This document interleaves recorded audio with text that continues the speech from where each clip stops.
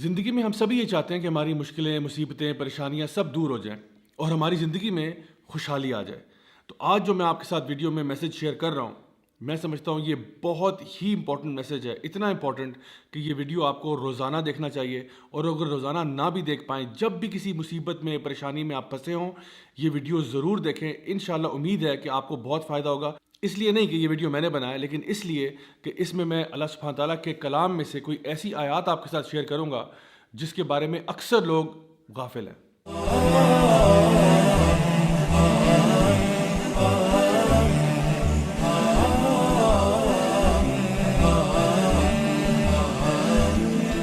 السلام علیکم ورحمۃ اللہ وبرکاتہ۔ My dear brothers and sisters, سب سے پہلا سوال آج کا یہ ہے کہ اصل میں ہم خوشی کس چیز کو کہتے ہیں؟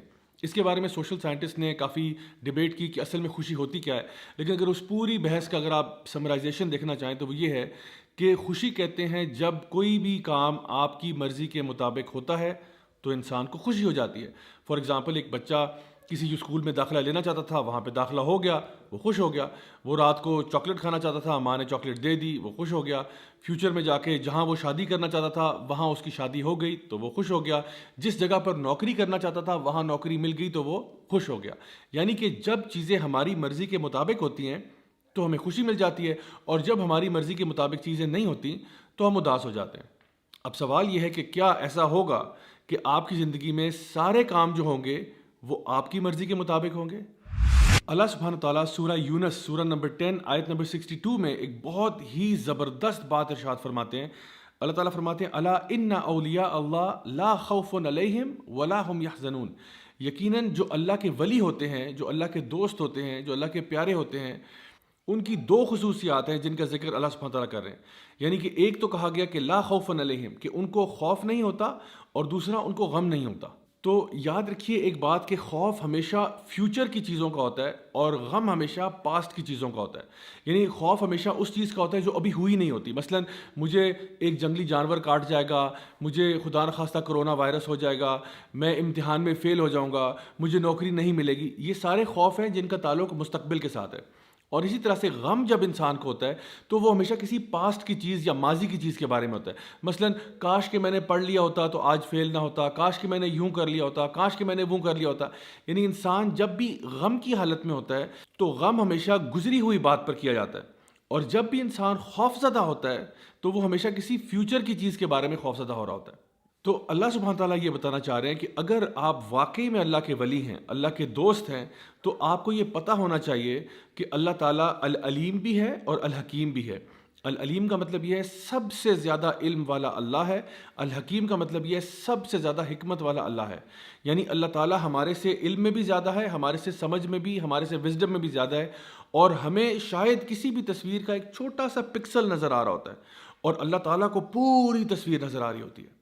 ہم اپنی لمیٹڈ سوچ کے اندر اکثر اوقات مسئلوں کو سمجھ نہیں پاتے، جیسا کہ سورہ البقرہ کے اندر بھی سورہ نمبر 2 آیت نمبر 216 میں اللہ سبحانہ تعالیٰ ارشاد فرماتے ہیں کہ شاید ہو سکتا ہے کہ تم کسی چیز سے محبت کرتے ہو، تم کسی چیز کو اپنے لیے اچھا سمجھتے ہو، لیکن وہ تمہارے لیے اچھی نہیں ہے، اور ہو سکتا ہے کہ تم جس چیز کو برا سمجھتے ہو اصل میں وہ تمہارے لیے بری نہ ہو۔ اللہ جانتا ہے اور تم نہیں جانتے۔ تو جس دن انسان یہ فیصلہ کر لیتا ہے کہ اللہ مجھ سے زیادہ جانتا ہے، اللہ مجھ سے بہتر جانتا ہے، اللہ کی حکمت میرے سے بہت زیادہ ہے، تو وہ آٹومیٹکلی اپنی مرضی کی بات نہیں کرتا، وہ اللہ کی مرضی کی بات کرتا ہے۔ اسی لیے صحابہ کرام رضی اللہ عنہم اجمعین یہ کہا کرتے تھے کہ جب ہم لوگ دعا مانگتے ہیں اور ہماری دعا قبول ہو جاتی ہے تو ہمیں بڑی خوشی ہوتی ہے، اور جب ہماری دعا قبول نہیں ہوتی تو ہمیں اور بھی زیادہ خوشی ہوتی ہے کہ پہلے تو جو مرضی تھی وہ ہماری تھی، لیکن اب جو ہوگا وہ اللہ کی مرضی کے مطابق ہوگا، اور یقیناً اللہ کی مرضی ہماری مرضی سے بہتر ہے۔ اللہ آپ کو آپ کی ماں سے بھی زیادہ چاہتا ہے، تو ایسا کیسے ہو سکتا ہے کہ اللہ آپ کے ساتھ کوئی ایسا معاملہ کرے جو آپ کے لیے برا ہے؟ میں آپ کو اپنی لائف سے کچھ ایگزامپلس بتاتا ہوں کہ جب میں نے کالج یونیورسٹی کی طرف جانا شروع کیا تو میں نے کچھ یونیورسٹیز کے لیے اپلائی کیا جہاں پہ میرا بہت دل تھا، اور میں نے بڑی محنت بھی کی، میں نے دعائیں بھی بہت مانگی، لیکن میرا داخلہ نہیں ہوا۔ پہلے ایک یونیورسٹی کے لیے ٹرائی کیا، پھر دوسری کے لیے ٹرائی کیا، دونوں میں نہیں ہوا، اور آپ یقین کریں میں اتنا ڈیوسٹیٹ ہوا، میں ایک طرح سے آپ کہہ سکتے ہیں کہ میں اللہ تعالیٰ سے نعوذ باللہ کوئی ناراض ہو گیا، اور میں یہ سوچنے لگ پڑا کہ یا اللہ مطلب تیرا اتنی بڑی تیری کائنات ہے، اتنا بڑا تیرا قبضہ قدرت ہے، اور اس میں اگر ایک مسکین میرے جیسا اس یونیورسٹی میں چلا جاتا تو اس میں کیا کمی آ جانی تھی؟ یعنی کہ اگر میرے جیسا ایک مسکین انسان اس یونیورسٹی میں داخل ہو جاتا تو آخر اس میں کیا ہی حرج تھا؟ لیکن آپ یقین کریں کئی سالوں کے بعد مجھے سمجھ میں آیا کہ اس کی حکمت کیا تھی. میں ان یونیورسٹیز میں ایز اے اسٹوڈنٹ تو نہیں گیا, لیکن بار بار ان یونیورسٹیز میں ایز اے ٹیچر ضرور گیا, لیکچرز دینے کے لیے, ٹاکس دینے کے لیے, ورک شاپس کرانے کے لیے. اور جس شان و شوکت کے ساتھ میں وہاں پہ گیا اور جس پروٹوکول کے ساتھ گیا, وہ اللہ ہی بہتر جانتا ہے کہ میں اس کا ڈیزرونگ تو نہیں تھا. لیکن میں نے بعد میں جب اس کے بارے میں غور کیا اور سوچا تو یہ خیال آیا کہ واقعی میں اس ٹائم پہ جو سوچتا تھا, اللہ کا پلان میرے پلان سے کروڑوں گنا بہتر تھا. اور ایک دفعہ ایسا بھی ہوا کہ میرا پاؤں جو ہے وہ 4 جگہ سے ٹوٹ گیا, اور وہ اسی طرح سے میں سوچتا تھا اس کے بارے میں کہ آخر اس میں کیا حکمت ہو سکتی ہے. مطلب نارمل میری روٹین چل رہی ہے, لوگوں کو پڑھانے کا سلسلہ چل رہا ہے, پڑھنے کا سلسلہ چل رہا ہے, تو یہ جو میرا پاؤں ٹوٹا ہے, کیا یہ ضروری تھا؟ کیا یہ ضروری تھا کہ یہ واقعہ پیش آتا؟ لیکن آپ یقین کریں کہ اس پاؤں ٹوٹنے کی وجہ سے 2 مہینے میں جب بیڈ ریسٹ پہ گیا ہوں تو مجھے اتنی زیادہ کتابیں پڑھنے کا موقع ملا کہ الحمدللہ میرے نالج میں اضافہ ہوا, اور مجھے معلوم ہے کہ وہ میرے لیے ادروائز کرنا پاسبل نہیں تھا. سو اگر آپ مجھ سے پوچھیں تو وہ 2 مہینے جو تھے میرے بیڈ ریسٹ پہ, they were some of the best months of my life. اسی طرح سے ہماری زندگی میں ایسے بہت سارے واقعات آتے ہیں کہ ہم لوگوں نے جی CSS کا امتحان دیا, نہیں ہو سکا, کہیں پہ شادی کرنا چاہ رہے تھے, نہیں ہو سک رہی وہاں پہ, کہیں اور ہم نے بزنس میں انویسٹ کیا, بات نہیں بنی, تو ہم پریشان ہو کے بیٹھ جاتے ہیں کہ پتہ نہیں ایسا آخر کیوں ہے. کبھی کبھار اولاد کے معاملے میں ہم یہ سوچتے ہیں کہ ہائے میں تو بیٹے چاہتا تھا, اللہ مجھے بیٹیاں کیوں دے رہا ہے, یا میں اولاد چاہتا تھا, مجھے اولاد کیوں نہیں مل رہی. آپ یقین کریں گے میں کچھ ایسے لوگوں کو بھی جانتا ہوں جن کی شادی کے 18 سال کے بعد, 20 سال کے بعد اللہ تعالیٰ نے ان کو اولاد دی ہے. کچھ ایسے لوگ بھی ہیں جنہوں نے بہت چھوٹے بزنس سے آغاز کیا اور 10, 15, 20 سال کے بعد اللہ تعالیٰ نے ان کو کروڑ پتی بنا دیا. مائی ڈیئر برادرز سسٹرز, اللہ تعالیٰ آپ کے ٹائم ٹیبل کے مطابق نہیں چلتا, ہم اللہ تعالیٰ کے بتائے ہوئے ٹائم ٹیبل کے مطابق چلتے ہیں. سو آپ اپنے طور پہ پوری کوشش کریں, پوری محنت کریں. اگر تو اللہ تعالیٰ نے چاہا تو اسی میں اللہ تعالیٰ خیر و برکت ڈال دے گا, اور اگر اللہ تعالیٰ نے ایسا نہ چاہا تو یہ بات جان لیں کہ جو بھی فیصلہ اللہ کا ہوگا وہ آپ کے لیے بہتر ہوگا. اسی لیے اللہ سبحانہ تعالیٰ ان اگلی آیات میں ارشاد فرماتے ہیں الذین آمنوا وکانوا یتقون, کہ یہ وہ لوگ ہیں جو اللہ کے ولی ہیں, جو کہ ایمان لاتے ہیں اور تقوی اختیار کرتے ہیں.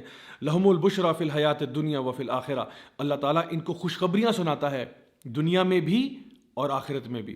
مائی ڈیئر برادرز سسٹرز, اگر آپ ان آیات کو سمجھ جائیں تو آپ کو یقین ہو جائے کہ جو لوگ بھی اللہ تعالیٰ کے دوست بن جاتے ہیں, نہ فیوچر کے بارے میں ان کو ٹینشن ہوتی ہے کیونکہ ان کو پتہ ہے کہ جو فیصلہ اللہ کرے گا وہ بہتر ہوگا, نہ پاسٹ کا غم ہوتا ہے کیونکہ وہ پاسٹ کے بارے میں اگر جو غلطیاں کوتاہیاں ہوئی ان سے توبہ کر کے آگے آپ جا چکے ہیں.